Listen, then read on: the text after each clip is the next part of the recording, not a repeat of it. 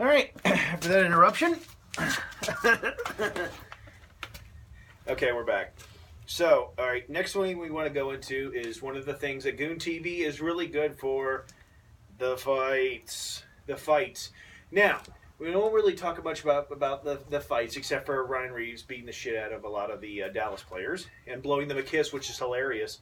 But we'll talk about, enforcers now as pertains to, like, maybe the 70s, 80s, and, like, back in the day. People like, Terry O'Reilly, Marty McSorley, Chris Nyland, stuff like that. Do you think that the enforcer role nowadays is still in effect for what NHL teams need? Or is it just like, you need tough guys, or do you need people that protect the skilled players so they don't get their head caved in? That's pretty much what they're there for now. They're there to protect their team. They're there to you're down 2-0, 3-1. You need that spark. You send in that person to give the spark. I mean, you're playing a team that last time you played them, they injured one of your guys. So you're gonna send out one of your boys. Your headhunters. Yeah. The enforcer role has really gone down, and I don't blame like the players for doing it. I mean, I think the NHL's kind of said, hey, don't really play this way anymore because, so many former players, families are dying, and they're suing and saying, take away fighting and. Sorry to say, it's just part of the game, man. And NHL will never, like, I've heard it on interviews, and they're talking about, like, there's just too much fighting and blah, blah, blah, blah, this. I'm like, okay, you got to understand that fighting is just a part of this game. It's been a part of this game since the friggin' 20s, but it's not as brutal because when they fall to the ice, they'll still try to separate each other. Then the bench is clear, and then there's a whole big brawl. But, it's that kind of situation where I see that enforcers are necessary, but they're not as necessary as they were, say, like basically in the 80s and 90s when they were just like, people would go to the crappiest little town and find a hockey team where this guy just literally just bled this guy like profusely with his fists and then knocked out his teeth and like, oh man, that guy, we want that guy. Right. Kind of like, Drew Bugard, who couldn't play hockey to save his life, had 2 or 3 goals. And all he did was drop the gloves, and people loved him for it, but it ended up killing him. You talk about, like I was gonna say, enforcers, Colton Orr.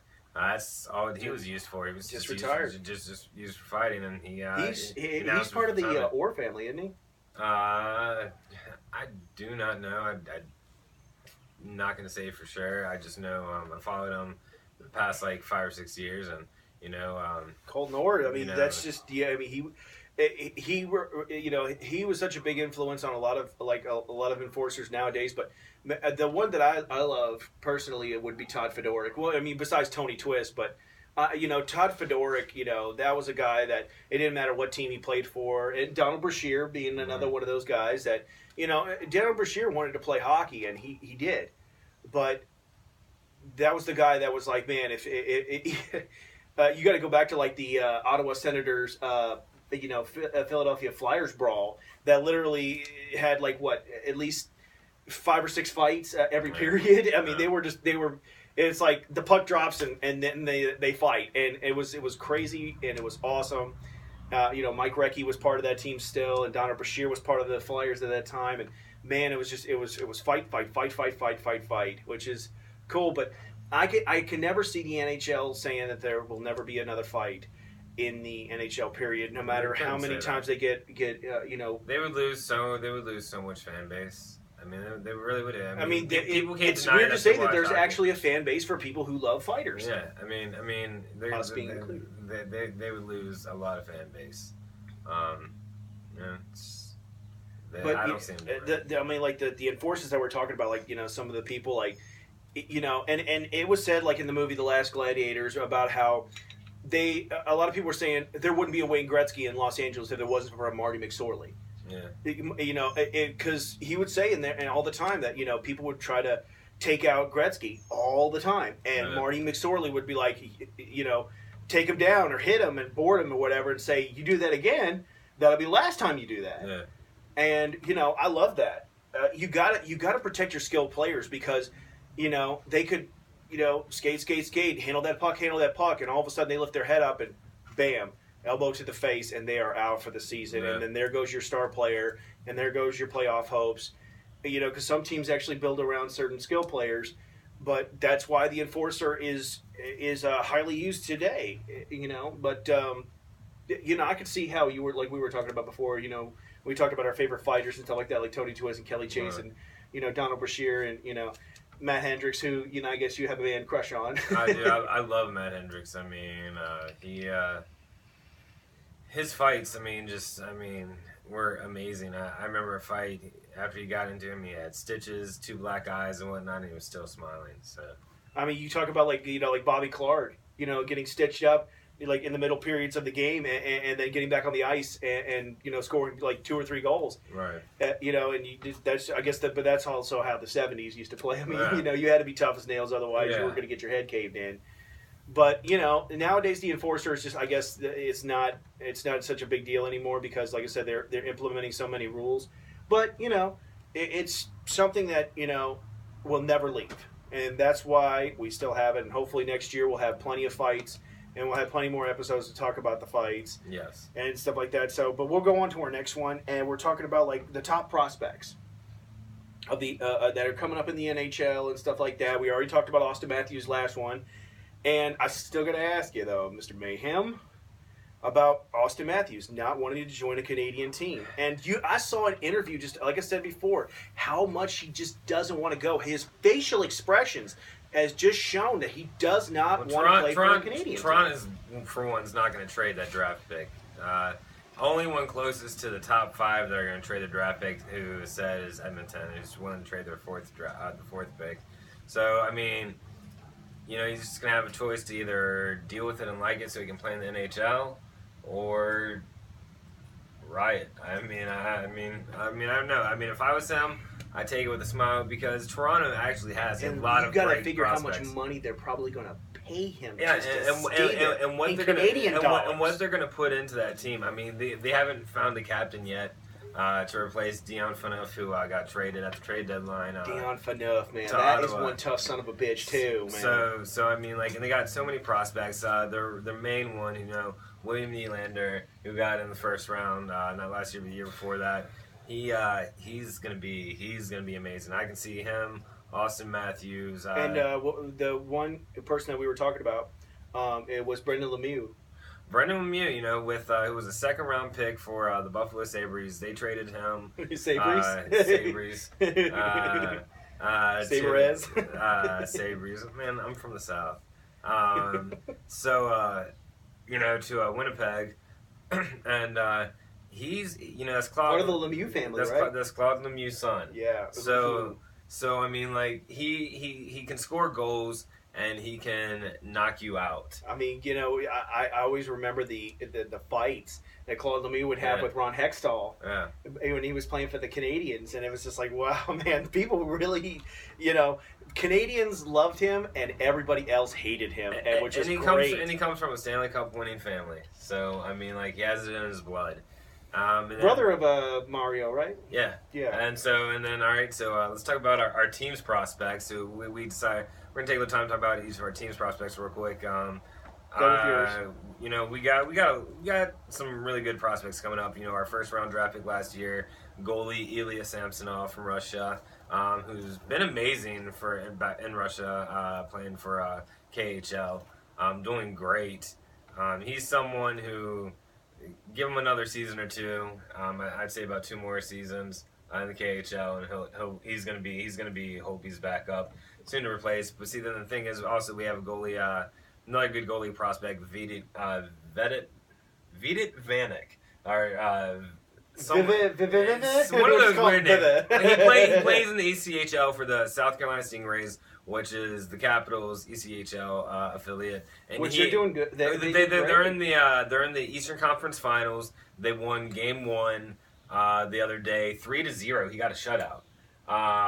That's something that's good. And then our 1st-round pick from a couple years ago, Jacob Vrana, who was playing in Hershey this year, who's done amazing. Like he's someone who's going to be playing in the top 3 lines here for us. Like he'll be playing for us next season. I guarantee it. And then defense, Madison Bowie. Madison Bowie, we got him in the second round.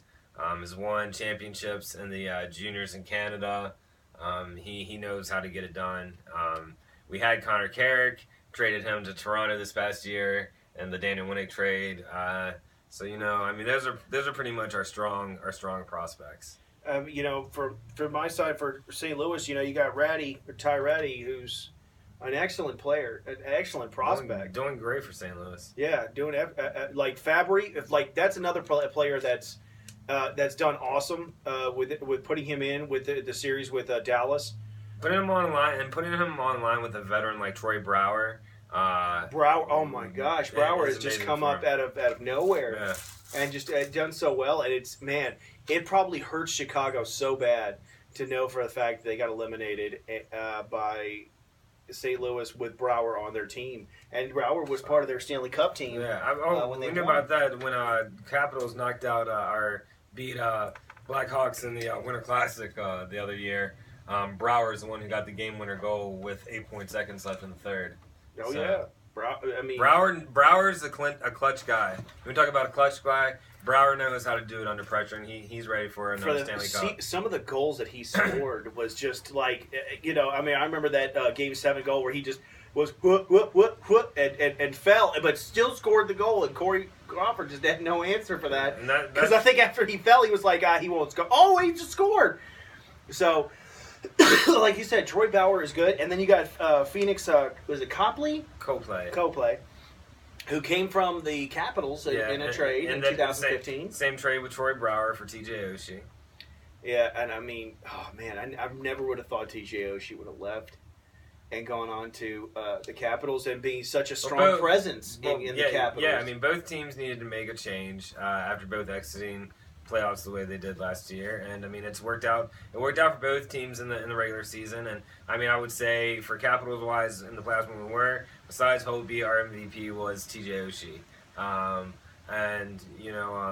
Brouwer has done amazing for the Blues. So you can't argue with that, and he got a good. When a trade is good, when a trade is good, a trade is good. Yeah. When a trade is bad, people know that it's bad. Yeah. And Phoenix is, I think he's a third-round pick from us, from the Capitals. So he's definitely got some chance. One to probably start out in the AHL for y'all next year, and work his way up to sign, because you got Jake Allen and Brian Elliott. One day you're gonna have to choose between one or the other, and you're gonna have the Brian Elliott as excuse me, Brian Elliott is doing fantastic, man. Just how many goals he's let in, how good of nights he has. They were probably talking about that one situation where Elliott did really bad when they pulled him and put Allen in, and it's funny because the game previous to that, or the game after that, they were talking on the on NHL Network about how. They were talking to Ken Hitchcock and whether or not he was going to put Elliott or Allen in, and Allen even said, "I don't really think that just because of one bad game that they should take out Elliott." Right. And that goes to show you a lot of the teamwork that goes along with it. For the fact that they didn't, he didn't say, "Oh well, now it's my turn to shine," and Elliott, we could have ended it, and they could have ended it in Game 6, but It was something that I appreciate Allen for saying that. He was like, I'm good, but Elliott is the man that's doing the best for the team. It's best for teams, best for business. Let's keep him in there. And they made a really good decision to keep Elliott in. Yeah. And they just literally just wiped the floor with Dallas. Yeah. And now going into with San Jose. In my opinion, San Jose went to Game 7, but San Jose gave up so much during their series with Nashville. It's just my thing with that series is it's any man's game. Both of those teams want that. Both of those teams haven't had a cup, so it's. But do you think it's going to be a disadvantage for both teams since they had to go to Game 7? And that is a lot to go through. It's not. They didn't have time. They're both going to be tired. Yeah, I was going to say they're both going to be tired. Have time to. So it's just going to come down to who has the willpower and strength to want it more. And so that's why I say if someone were to ask me who's going to win today between San Jose and St. Louis, I don't know. Yeah, It could go either way. I'm hoping that it goes well. Whoever gets the upper hand first is really going to probably want to take that momentum. So, like you said, it's a test of that iron will of who's going to do it, because both game sevens. But I'm telling you, it's just, I really feel sorry for Nashville that they didn't go that far. I wish they would have, because honestly, Nashville just played like their hearts out. Even though I hate James Neal because he was a former Penguin, and I will always hate James Neal. And we are Goon TV, but I'll always hate James Neal because he's a piece of crap. And honestly, playing for Pittsburgh, I don't care what team you play for. I hate James Neal, and I'll always hate James Neal. And I will say that to the day I die, and that'll be on my epitaph, along with the Blues or Canadians logo on my grave.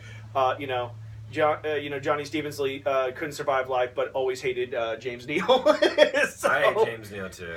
James Neal, if you're watching this show, please don't watch this show. We hate you. We hate you. We hate your I guts. crap less about whether you watch the show or not. If they said, and then this might sound a little more, but if they said James Neal has cancer, I'd be like, he played for Pittsburgh, and that's probably why. He probably got his. Honestly, I would rather have Sidney Crosby watch the show than James Neal. Yes. So seriously, James Neal and Letang, we hate Letang, I hate you. We hate you.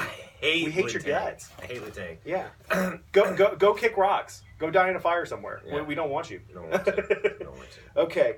Well, that's pretty much the end of the show for episode just want to say, 4. we're gonna keep going to episodes with as the playoffs go on. But even when the playoffs go off, we're still gonna have shows. You got the draft coming up. You got the NHL awards coming up. You got off season with free agent frenzy coming up. July. World Cup. World Cup coming up soon. Team got the Canada. Worlds, and then we might have those shows where we'll pick our favorite enforcers, go over them. We're trying to get a couple special guests to get into the show. John Brashear, please, and Tony Twist, Matt Hendricks, please. Hendricks. We love you. We love you. Please, I will say, please come on the show, or please call in. We will beg of you. To whoever is Richmond viewers, I will say at one point we should have a former Renegades player. I'm not going to say who yet, but hopefully who I've been in talks with to be able to come on the show. Who was an enforcer? He was an enforcer, so it's perfect for Goon TV. So, crap! Did I break it? Please break it. No, I didn't break it. You didn't break it. Oh, sorry about that interruption. But yeah, hopefully we can get them on. But as YouTube tries to explain, please like and subscribe, comment below, tell us anything about the show that you dislike. Go to Goon TV, on Facebook. Check us out on Facebook. Matt will do his Mad Cav show as he's done before in episode 1. Hopefully, he gets episode 2 out as soon as he can. The Twitter. I've just been kind of heartbroken after the whole situation. Yeah, so I really can't explain myself to Caps fans right now because I don't know what kind of to tell them. Yeah, true, but like I said, we'll just keep going with it. Yeah. But your Twitter handle is at Matt Goon TV _mayhem. Yeah, that one. No. And mine at Goon Stevensley. And, like I said, message us and tell us what you think. And, like I said, we'll get out episode 5 next week. And we'll talk more about what's going on with the playoffs, add more stuff. Hopefully we can get our guests in. Like I said, like and subscribe, man, because we definitely would love some feedback from the fans, man. Get some questions out there. We'll try to figure out something to where maybe before shows, once we get some more viewers, kind of get a live feed going on, so you can ask us what questions you might want answered or what you want to hear us talk about, or what enforcers, what players you want to hear talk about. Yeah. What teams you might want us to do some research on for you, and we can get it to you on the show. And I think once we get to a certain amount of point, giveaways for certain, people who like and subscribe will definitely be in the show. All right, well, this is Goon TV, episode 4. This is Matt Mayhem. I am Johnny Stevensley. See you in episode 5.